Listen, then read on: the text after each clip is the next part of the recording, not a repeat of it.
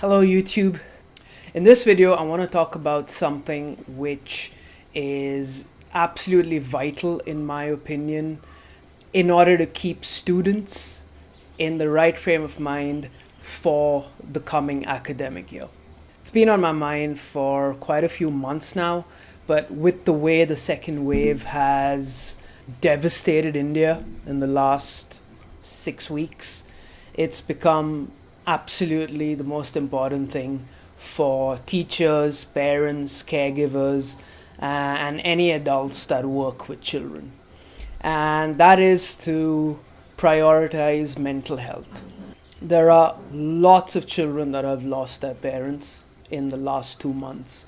So, as a society, we are always going to come across instances where families have been torn apart because of the coronavirus. And even if you haven't been affected personally, I'm sure you know people who have been affected personally.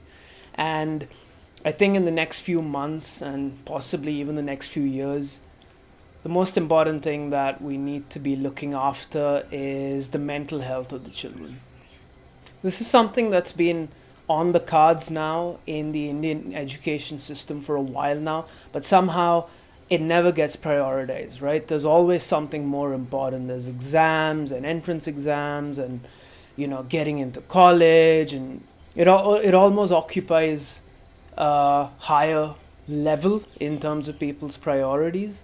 And we need to do three things regularly and as a matter of priority in the coming 3 months. We need to speak to children about emotions and help them manage their emotions. They're bound to go through times when they're confused, anxious, just not sure what to make of the world with all the news that they're hearing. All said and done, you can try and shield children from all this, but they're very, very smart, right? They pick up vibes, they pick up emotions very quickly when they interact with other people, even if it's online. So we need to help them manage their emotions, right? We need to help them talk things out. We need to help them express what they're feeling and then to help them through that.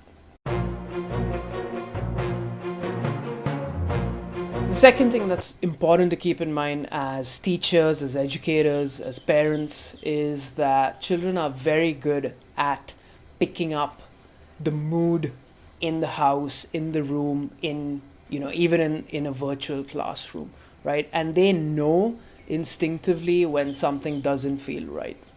So we need to be very mindful of the way that we are behaving in front of children, right?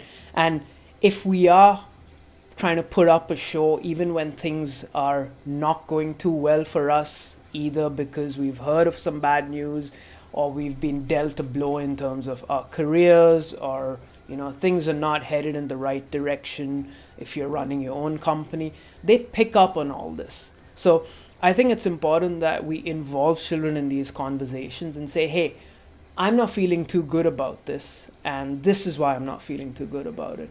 And I think that just creates a much more open environment which encourages dialogue and understanding. And lastly, I think it's going to be very, very important that we all set aside time to answer questions that children have. They're bound to have a lot of questions. There are so many events unfolding right before our eyes that are not pleasant, that are, heartbreaking. And we need to make sure that we're protecting our children from the physical dangers that are present, but at the same time, we're helping them develop the strength to overcome the emotional challenges that life will inevitably throw at us. And that is best done by answering questions, by listening to their questions and then answering them. This is just one small thought that I wanted to put out.